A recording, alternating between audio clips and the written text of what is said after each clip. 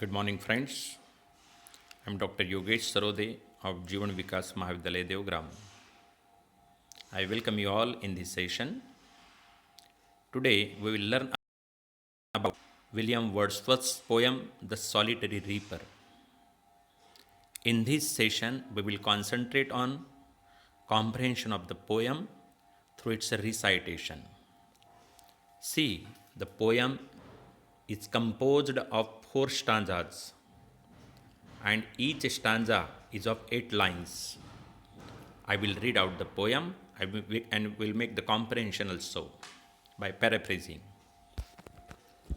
Stanza number 1. Behold her single in the field, yon solitary highland lass. Many a times the poet has intentionally used exclamatory sign, sometimes semicolon, sometimes questions, and this is what is the speciality of romantic poets. They mix the punctuation whenever necessary as per their need and makes the meaning clear. And hence the poem seems live. I will read. Behold her single in the field, yon solitary highland lass, reaping and singing by herself, stop here or gently pass. Alone she cuts and binds the grain, and sings a melancholy strain. Oh, listen. Here, the poet is addressing to the audience that, oh, audience, listen, listen. Oh, listen, for the veil profound is overflowing with the sound. Now, stanza number 2. No nightingale did ever chant more welcome notes to weary bands of travelers in some shady haunt among Arabian sands. A voice so thrilling never was heard. A voice so thrilling never was heard in springtime from the cuckoo bird, breaking the silence of the seas among the farthest Hebrides. Now, stanza number 3. Will no one tell me what she sings? Now, see, here is a question mark at the end. And the sentence is of negative type. This is because he wants to make assertion. Will no one tell me what she sings? Perhaps the plaintive numbers flow for old, unhappy, far off things and battles long ago. Or is it some more humble lay, familiar matter of today? Some natural sorrow, loss or pain that has been and may be again. Now, stanza number 4. What were the theme the maiden sang, as if her song could have no ending? I saw her singing at her work and over the sickle bending. I listened motionless and still. And as I mounted up the hill, the music in my heart bore long after it was heard no more. So, these are the 4 stanzas. Now, we will see paraphrasing and some technical aspects also. The solitary reaper describes a woman out in the field alone, harvesting the grain and singing a beautiful, yet sorrowful song to herself. The narrator is fascinated by this song and compares her voice to those of a nightingale and cuckoo bird.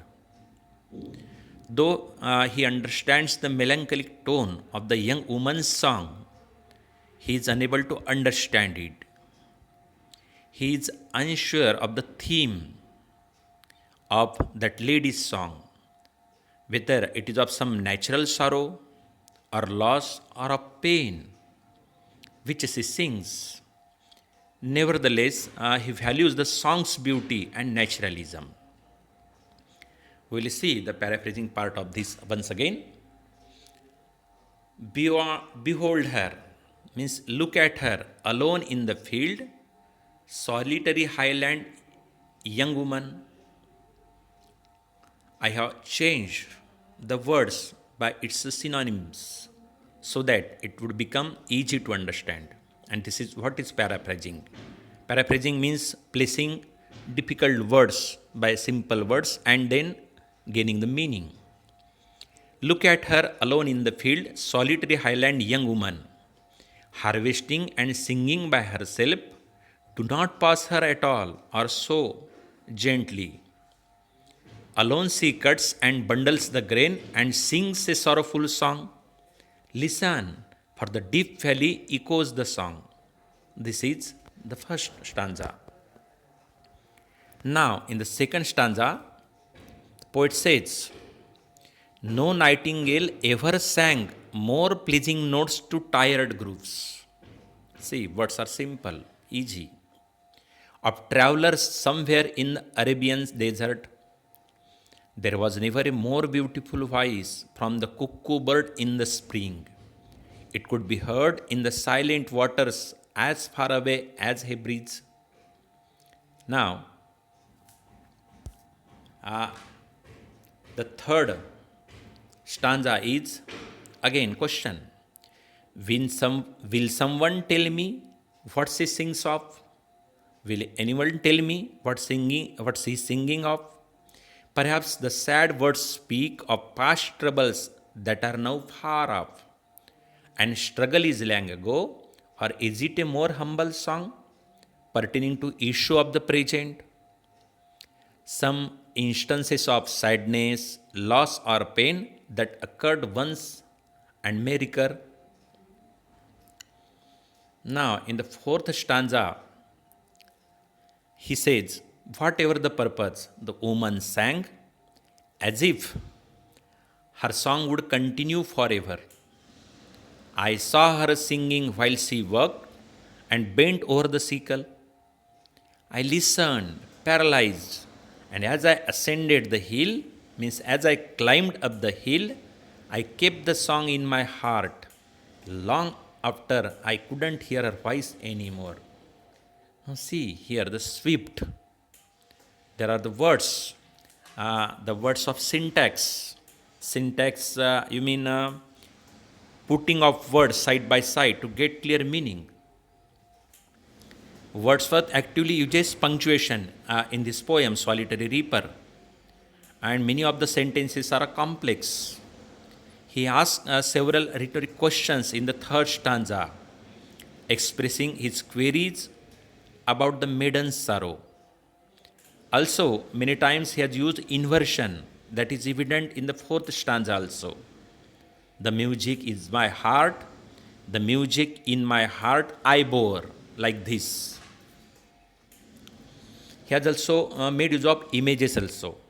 See, the solitary reapers produces an image of young Scottish girl harvesting crops in the field and singing a sorrowful song. So line number 7 and 8 imply that the field is among the mountainous terrain, mountainous region, and there is a valley nearby. At the same time, he uses figurative language also. But the trace is very small. Tone is admirable and awful. Although Wordsworth cannot understand the maiden song, but he is dumbfounded by the beauty of the poetic tune. See, listen, motionless, and still. These words convey the meaning that he was struck by the intensity of song, by the beauty of the song. One of the themes presented is sorrow. According to Wordsworth, the maiden presumably sings of some natural sorrow, loss or pain that has been and may be again in line number 23 and 24.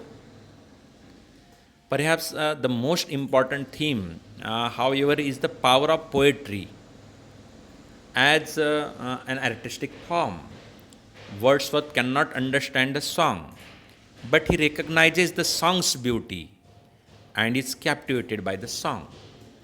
So, we'll come to the conclusion of this paraphrasing, that the solitary reapers were correct.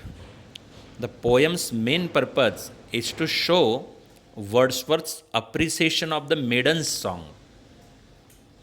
He acknowledges the song's ability to beautifully explain a sorrowful tale. Additionally, Wordsworth is acknowledging the struggles and hardship of the working class. This is what he wants to convey, because that Highland lass, though singing a song, but from her tone, whether it is melancholic, he is admiring the beauty of the song, but he get the sense, Wordsworth get the sense of the age, sense of the working class, the uh, troubles which the working class gets that time. He want to give the faint of this struggle through this. So this is also one of the themes. Friends, in this session, I have tried to paraphrase the stanzas and convey meaning. In the next session, we will see interpretation of the poem. So for today, I thank you. Good day.